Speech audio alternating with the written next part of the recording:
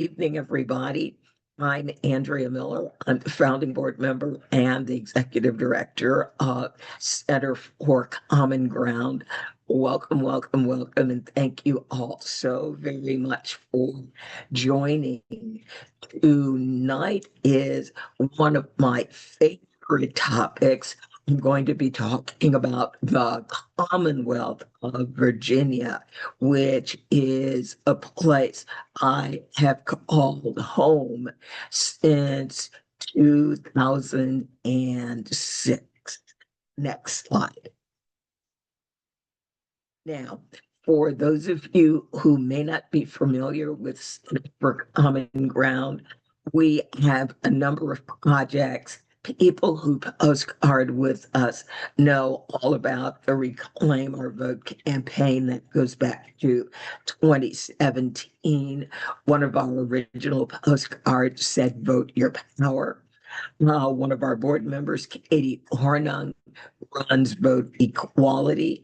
And that pink RV down at the bottom is the notorious RVG down in Georgia with its Virginia crew. We also have an internship program.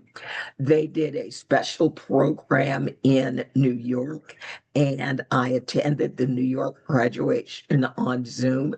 That was absolutely wonderful. And we haven't done it since 2020, but we used to buy literally hundreds of thousands of dollars of billboards throughout the South. Next slide. Our mission is very, very, very, very simple. It is to educate and empower underrepresented voters in voter suppression states. Virginia is kind of on that. The governor wants it to be a voter suppression state, but the legislation we passed in previous administrations is kind of keeping us from being a voter suppression state. So anyway, the goal is we want to work with voters to make sure they are able to engage in elections and advocate for their right to vote together. And that means all of us. We can build a democracy that prioritizes the voices of all people. And as they say in Mississippi, all means all, y'all. Next slide. Okay, now we did not have a primary for the governor of Virginia. On the Republican side, there were four other Republican candidates. None of them was able to gather the required 10,000 signatures to be on the ballot. Abigail Spanberger did not have anyone running against her. So her way to the ballot was clear. There are two independents who are running in this race. I think they're running to exercise their democratic rights. One of the things that I thought I would show on this statewide race is how expensive this race will be. So as you can see, Winston Sears, who is the Republican candidate, has raised a little over $9 million. And she's got about $3 million left. Abigail Spanberger has raised nearly $23 million, and she's got $14 million left. So since we are really looking at going all the way to November, July, August, September, October, we basically have 4 more months to go. And I know a lot more money is going to end up on the table. Next slide. The lieutenant governor's race, there was a primary. And as you can see, it was a fairly expensive primary. Um, there were three candidates that got the top number of votes. Senator Ghazala Ashmi was the eventual victor, followed by LeVar Stoney, the former mayor of Richmond, followed by Senator Aaron Rouse. What was really interesting about this race, if you follow Virginia politics, is LeVar is the outgoing mayor of the city of Richmond. He barely got 23% of the vote in his city. John Reed is the Republican candidate for lieutenant governor. He did not have a primary. And we do have an independent candidate running as well for lieutenant governor. Next slide. The attorney general race has now been settled. Jason Miyares is the Republican incumbent attorney general, and he will face Jay Jones. Jay Jones had a primary with Shannon Taylor, which, if Shannon had won, it would have created an beyond historic ticket because the top of the ticket would have been all women. So right now, the top of the ticket is Abigail Spanberger for governor and Senator Ghazal Hashmi for lieutenant governor. And I will talk a little bit more about what is going on with women in Virginia. So as I said earlier, Virginia is for women. Now, here's our election schedule. The general election will be Tuesday, November 4th, and early voting will start and run from September 19th through November 1st. Remember, we have 45 days of early voting. For those of you who live in Congressional District 11, which is in Northern Virginia, remember their Congressman Jerry Connolly passed away suddenly from throat cancer. So the primary for that special election will actually be this Saturday, June 28th. And the special election is scheduled for September 9th.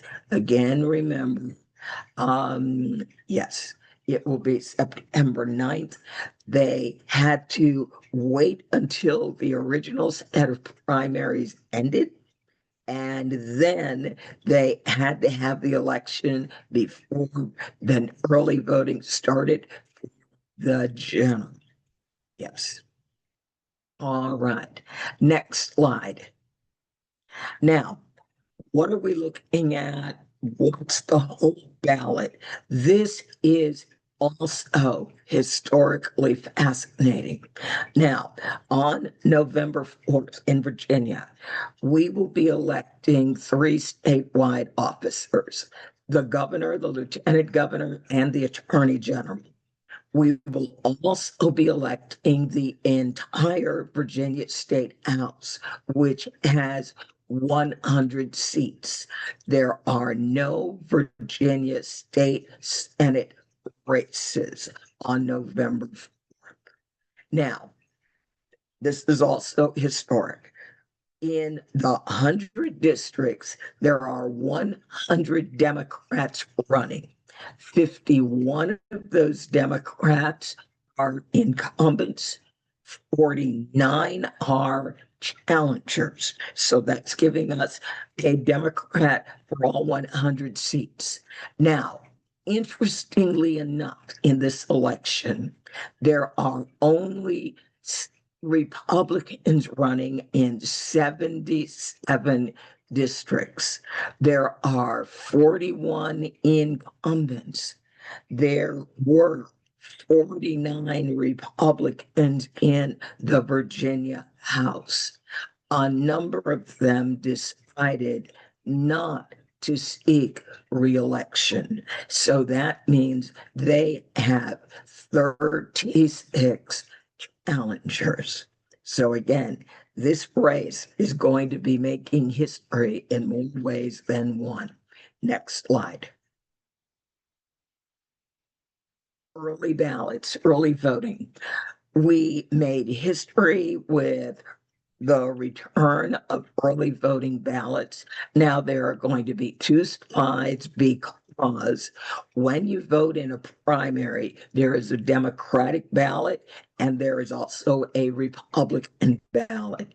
For the Democrats, they returned 212,011 ballots. So remember, the Democrats had a primary at the top of the ticket. So they had two statewide primaries, lieutenant governor and attorney general, and they had 11 state house seats. Next slide. The Republican early voting ballots returned 15,841 ballots. Now, again, remember, the Republicans did not have a primary with their statewide officers. They only had primaries in 8 districts, which is part of the reason for their much lower turnout. Now, unlike many other states and many other Republican governors, Governor Youngkin strongly encourages early voting among Republicans. Next slide. Now, I did some digging to look at what did turnout look like for Black voters. Because remember, for Center for Common Ground, it is the Black voters that are our superpower. All right, I'm going to start with 2023. Now, in 2023, this was a Virginia state only primary. It was the House of Delegates, and there were some senators that were involved in that primary. And so the African American turnout, there were about 21,000 voters, and they accounted for 14.5% of all the ballots returned. So the percentages on these little sections, the percentages of ballot returned, not necessarily the total percentage of population. When we look at the 2024 primary, and again, remember, this is a federal primary, we see that we had fewer African Americans voting in the federal primary, only roughly 17,000 as opposed to statewide. This is really and highly unusual. There's very few states, number one, where their state primaries or their state elections are completely in separate years deliberately from their federal elections. So welcome to Virginia. We like doing the odd. Now, look at 2025. 44,000 Black voters turned out for the June primary, and they accounted for roughly 19% of the vote. African Americans in Virginia account for roughly 15 or 14.84% of the total population. So one of our postcards says, vote your power. In 2025, Black voters were voting their power and then some. Now, I see a little note in the chat. Will this be available after? Yes, everyone who's signed up, you will get an email, and in that email will be the recording of this program, as well as you will get a copy of the slides. Next slide. Women candidates, as I said, Virginia may need to change our welcome sign, and we may need to say Virginia is for women, because statewide we have two women running, Abigail Spanberger, and for Lieutenant Governor, Senator Ghazala Hashmi. In total, now remember, the House of Delegates only has 100 seats. There are 56 women running for the Virginia House of Delegates. 25 of them are incumbents, 31 are challengers, and 18 have never run for office before. We are so proud and so excited about that. Again, another meaning for the term vote your power. Women in Virginia, we are running our power. And if I have anything to say about it, and a lot of other groups, women will vote their power as well. Next slide. Now, the primary districts where we worked, we looked at House candidates where there was a primary. So in House District 73 in Chesterfield, my own stomping ground, Leslie Maida was the winner. And if you remember her name, Leslie was the congressional candidate for CD1 back in 2024. Next slide. In House District 57, May Navarre won that primary. That district is located in Henrico County, and right now that is the only House seat in Henrico County that is occupied by a Republican, David Owens. David has only been in this seat for one term, and we believe that he will be fairly easy to dislodge from that seat. Next slide. House District 75, also in Chesterfield. Lindsay Dougherty was the winner of that three-way race. Lindsay Dougherty ran for that seat back in 2019. So this is her second go round in that district. Next slide. Now, House District 89 is an open seat. This is a seat where the incumbent Republican decided the handwriting was on the wall and he wasn't going to run again. Now, House District 89, this is a former Democratic seat, and the winner is Karen Carnegie. Next slide. We've got some redo races from 2023 that are again going to be fascinating to watch. House District 82, which is down in Petersburg, the Battle of the Kimberleys, Kimberly Taylor and Kimberly Pope Adams. Now in 2023, this was a $6 million state house race. And Kimberly Pope Adams lost by 83 votes. This district is 46% Black. The city of Petersburg, which is the anchor locality in the district, is 86% Black. So this should be a totally different result in 2025. Next slide. Another repeat, House District 83, literally just south of Petersburg, down in Emporia.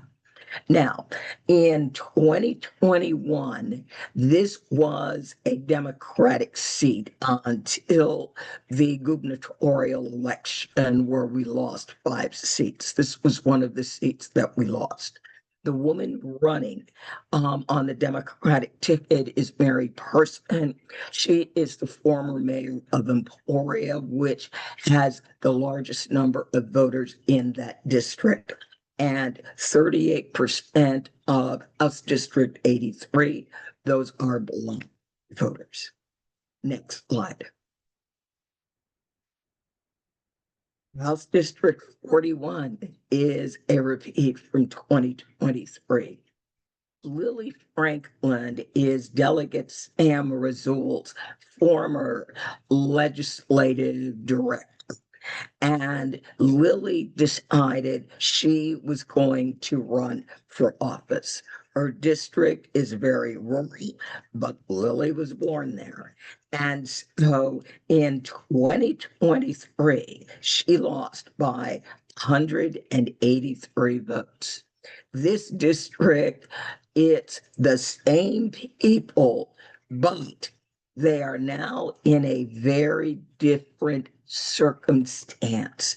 The folks in that district are going to be hurt by Medicaid cuts. They're not going to be hurt that much by job loss. They don't have that many jobs there.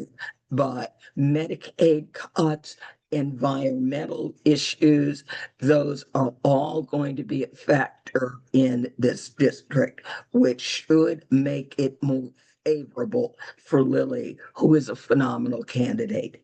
Next slide. This is a new district for us. This is my district. We have a phenomenal candidate running in this district, a lady by the name of Nicole Cole, who currently serves on the Spotsylvania School Board. Now, what used to happen in District 66 is we would win in my county, Caroline County, and then we would lose big in Spotsylvania County. Well, Spotsylvania County is a very different place now. There are 9 huge mega apartment developments, and Nicole Cole got herself elected to the Spotsylvania School Board, and she is a real fighter and helped oust the superintendent there. And the parents in Spotsylvania love her. So this could be a very interesting race. Bobby Orrock has been there for 30 years, and I'm guessing 90% of the people who've lived in that district for 30 years do not know the man's name. Next slide. Well, all right, now we've got another interesting race. This one is in Northern Virginia. It's in Prince William County.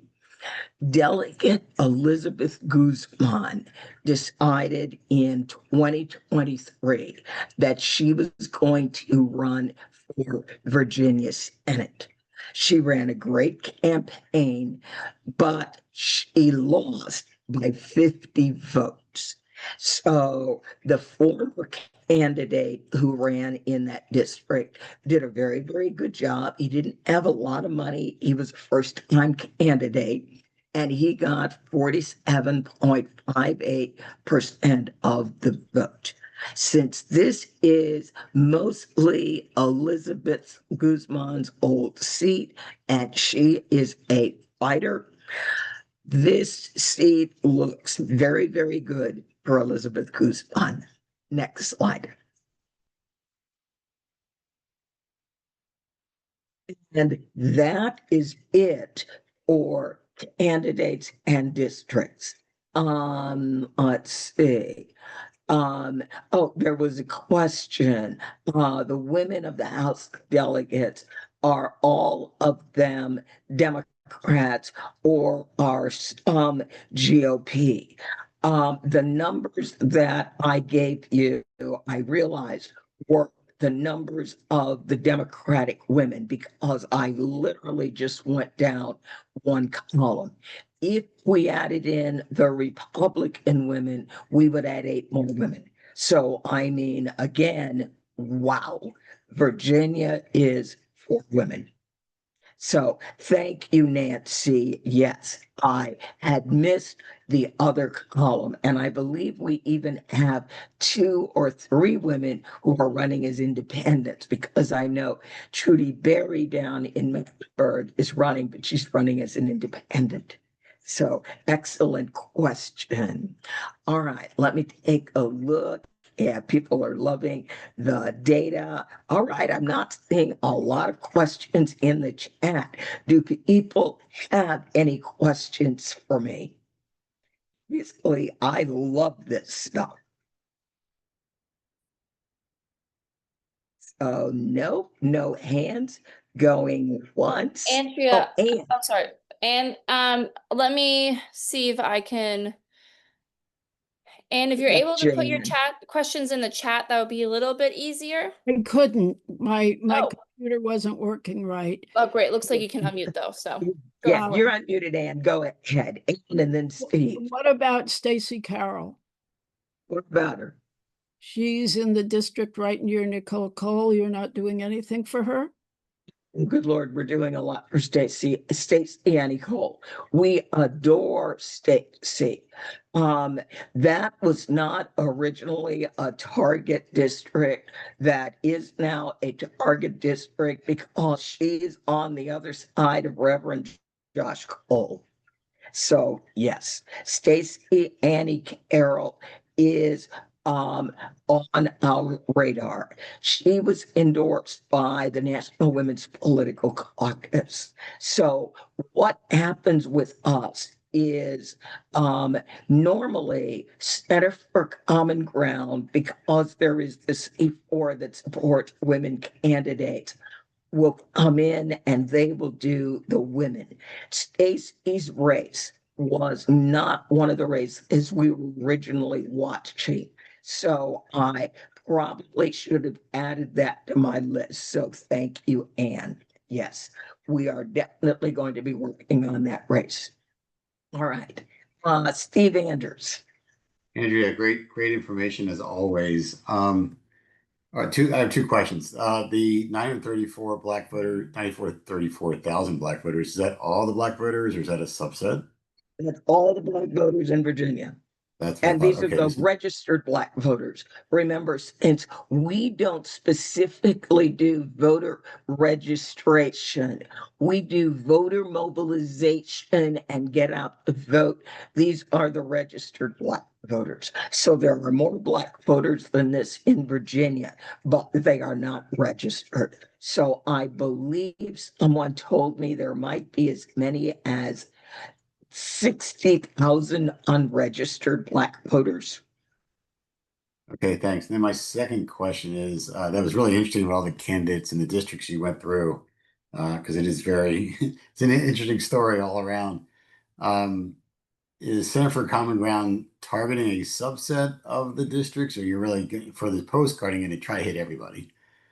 Uh, for the postcarding, we are going after everyone.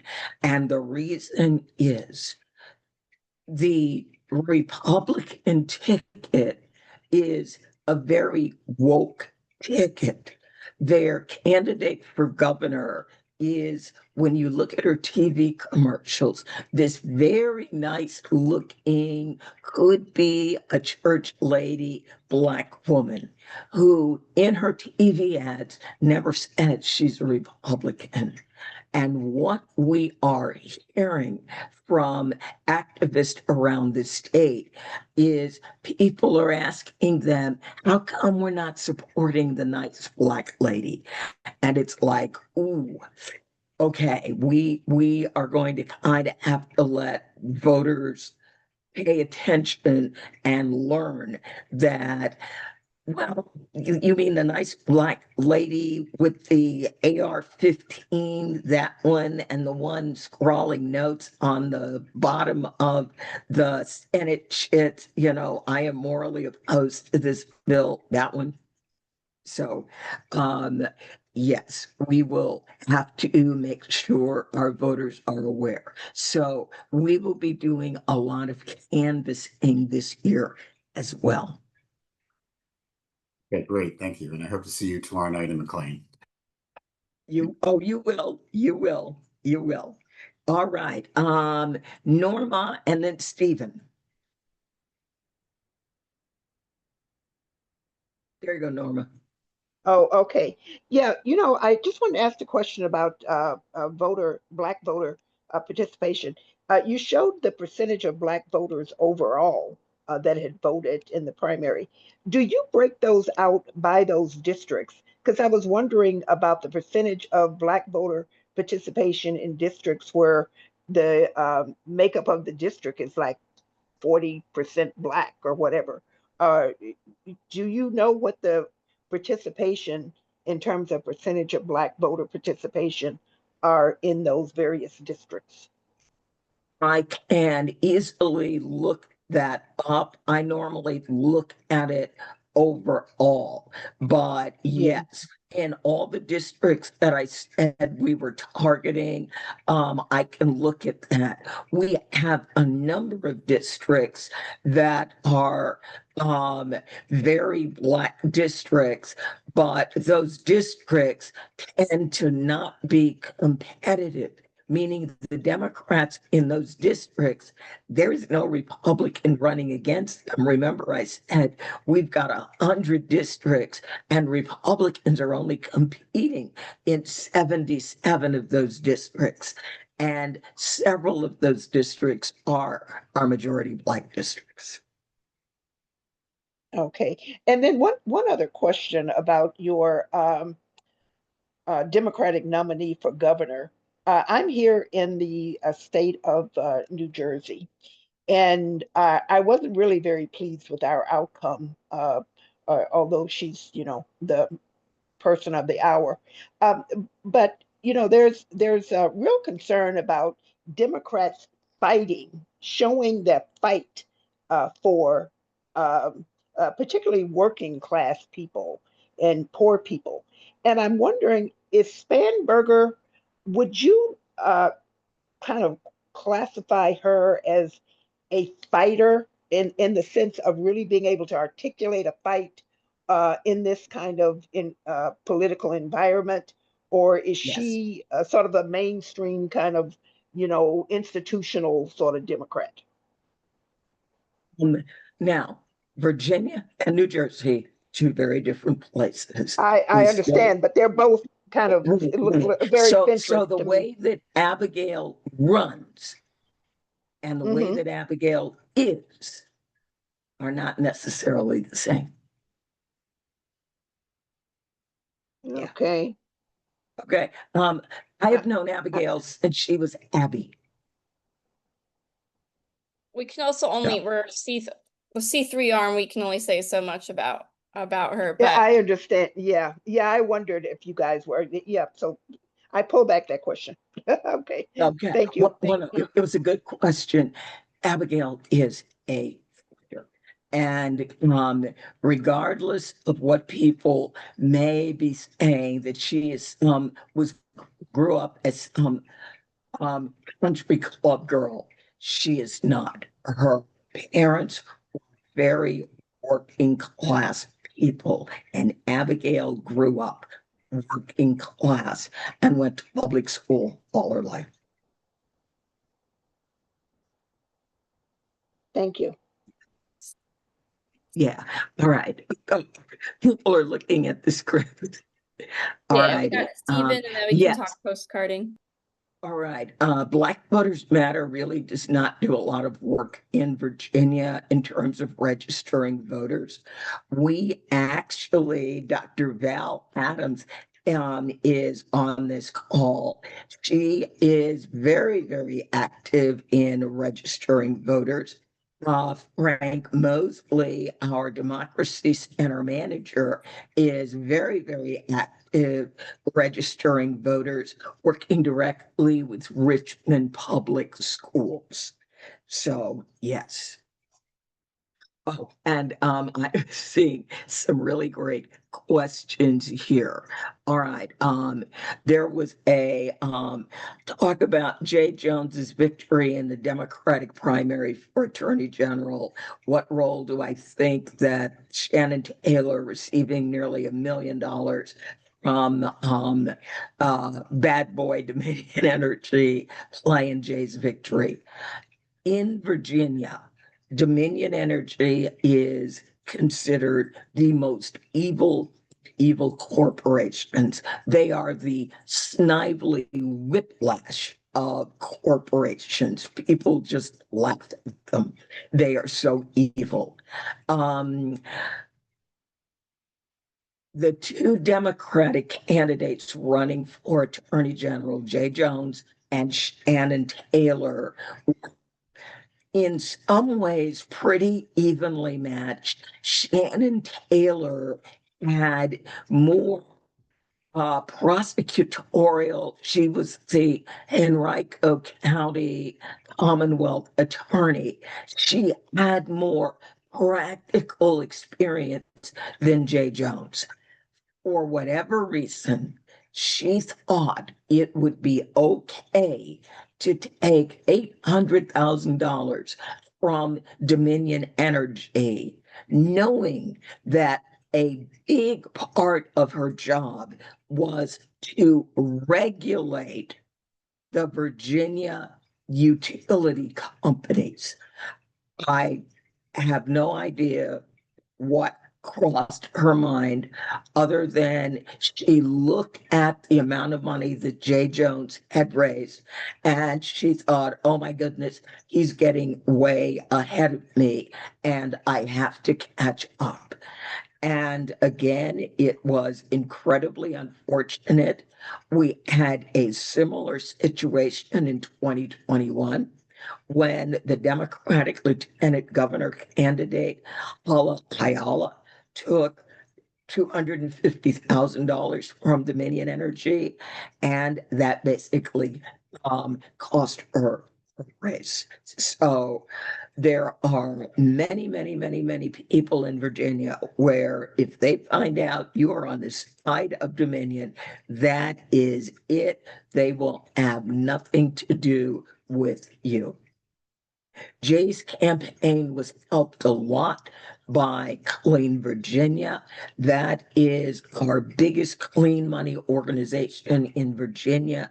They gave Jay Jones $900,000 because he pledged to not take a dime from Dominion Energy. So yes, that played a major part. It really, really did. All right. Okay. Yeah, all right. I think I am just about good. And yes, then there's the question. Here are postcards. Now, again, if you've got stacks of old Center for Common Ground postcards, please feel free to use them. These are the postcards that are only available from Sir Speedy Printing. They are a little more expensive than our Vistaprint postcards. And the reason all the new postcards are only with our board member Katie's shop is these postcards are all art. They are Amir Kadar, they are Chuck Sperry, and they are Shepard Fairey. So the James Brown postcard on the bottom, we got to change. That is Shepard Fairey.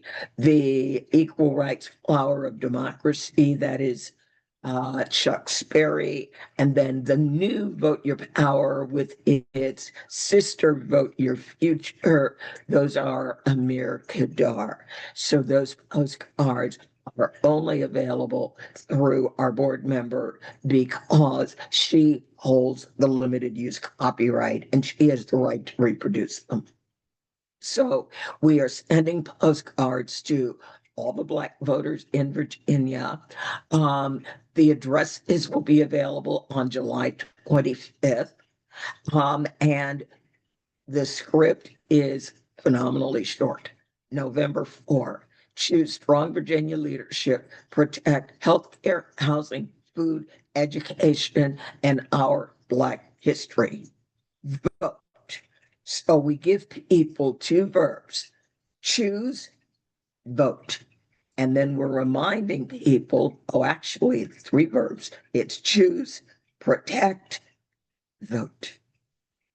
Yes. And the other side is horrible on all those issues. Edna, I got you.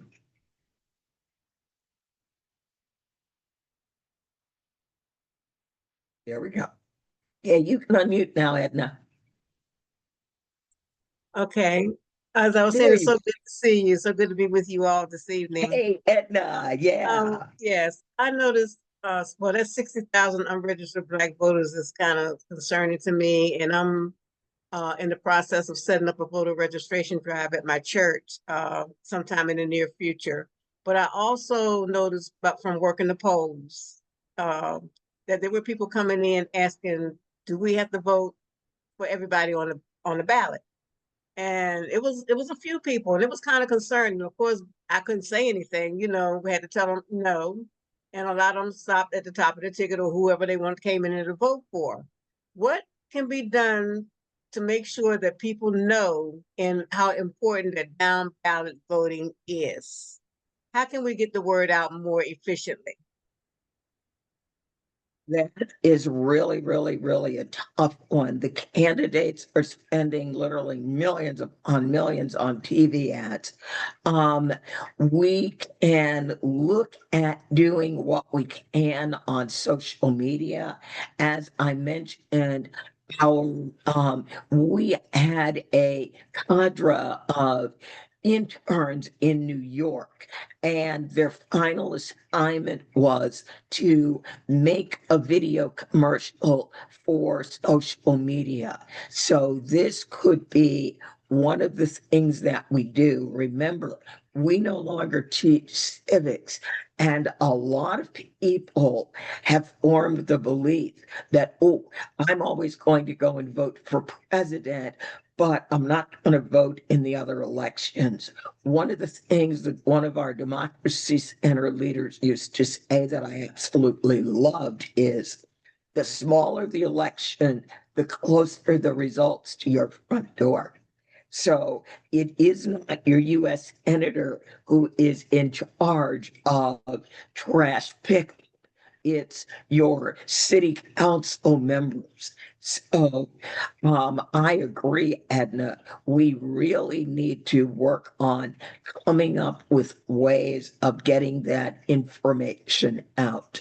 Some of it we will be able to get out with canvassing, and even maybe phone banking. But there's no way that realistically we're going to be able to get to all 934,000 Black voters because they are literally spread across the state. Now, we will be working with a lot of churches because we're going to be asking to borrow their van. So if the church has a van, our Black voters, well, the voters are getting older. And in many areas, people are no longer driving. So they're going to need a way to get to the polls. And this is Virginia. This is the South. This is not Chicago. We do not have public transportation everywhere. And even in our cities like Richmond, yeah, we've got public transportation, but it kind of loves to run up and down Broad Street. We don't have it going everywhere in the city. So we will be working on a major Rides to the Poll initiative that will be a lot longer than the Friday before Election Day and Saturday and Election Day. We are going to be working on getting the churches to schedule rides. We also did some work last year with colleges. We worked on with VCU. We worked a little with Virginia Union, University of Richmond, Norfolk State. And what we realized was the folks there are really, the information about voting is not really getting out to the students.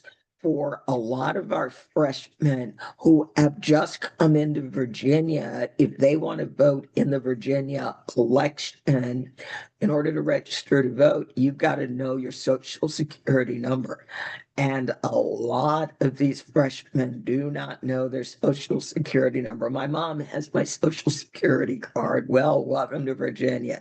Get that number from your mom.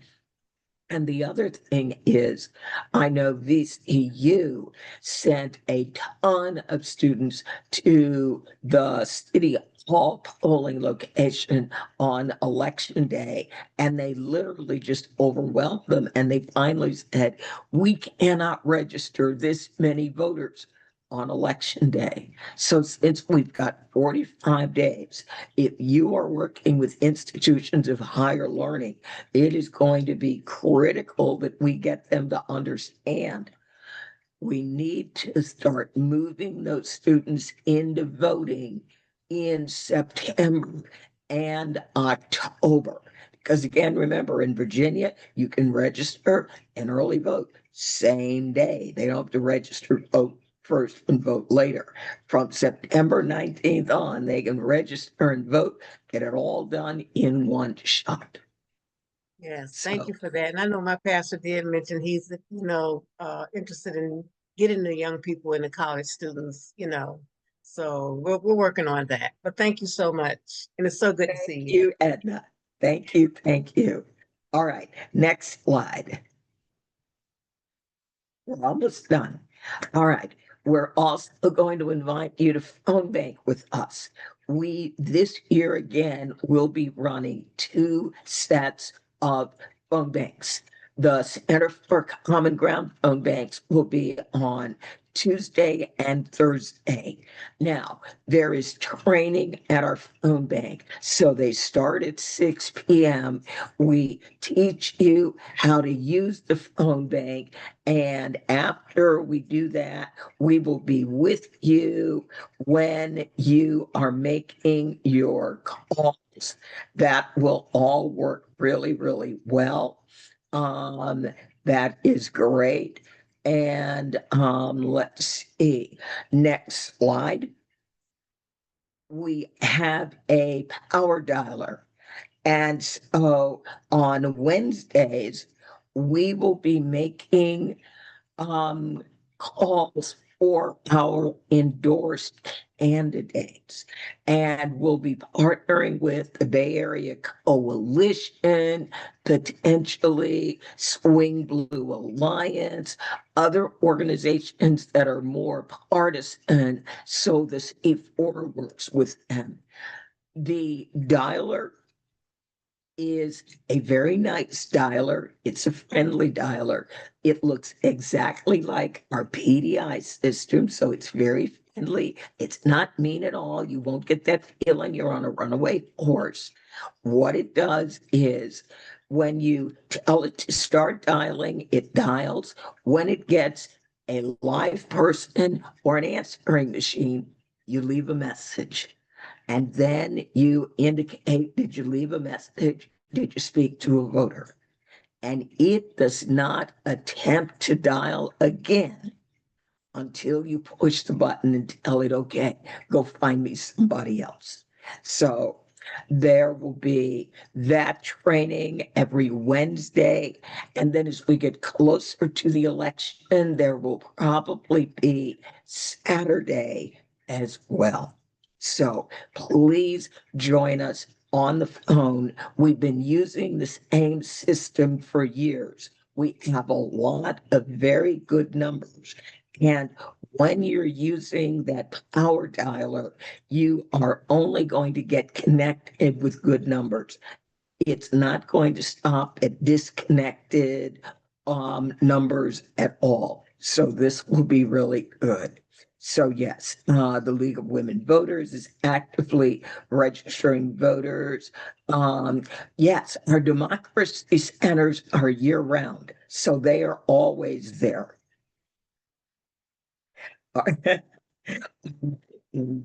Yes, yes, yes. Uh-huh. Yes, people like the short script. Um, yes, and our D9 organizations, the Divine Nine, and the National Pan-Hellenic Council, they are actively engaged in voter education and registration. Thank you. Yes, Anita, I love that. I love that. I love that. Now, we don't use VAN because VAN's data is incredibly long. We use PDI data. Do you realize 26% of the addresses in NGP VAN are wrong?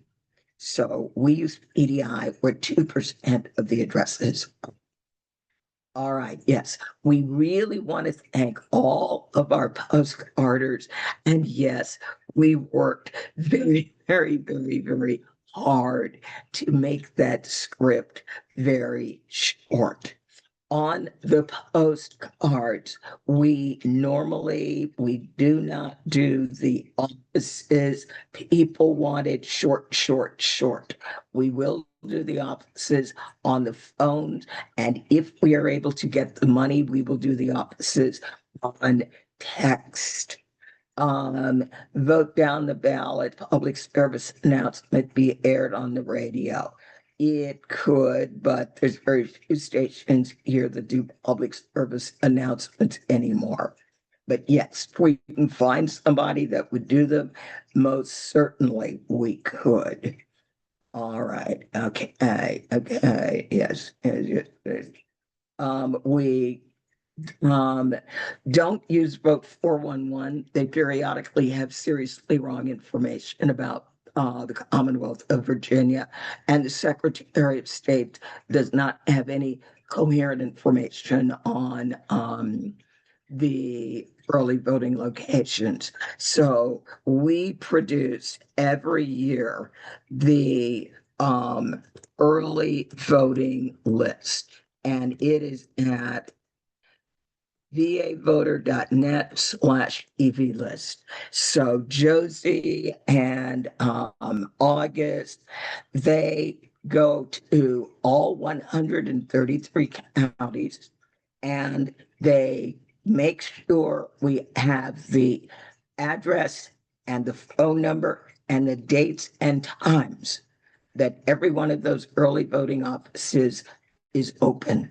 The Virginia Board of Elections website, when we're talking about early voting, they tell you, oh, go to the registrar's page. Well, this year in Chesterfield, early voting was not at the registrar's office. It was at the central library. So again, we produce our own list because we want to give voters accurate information, not wrong information. Next slide. We're almost done, people. We're almost done. All right.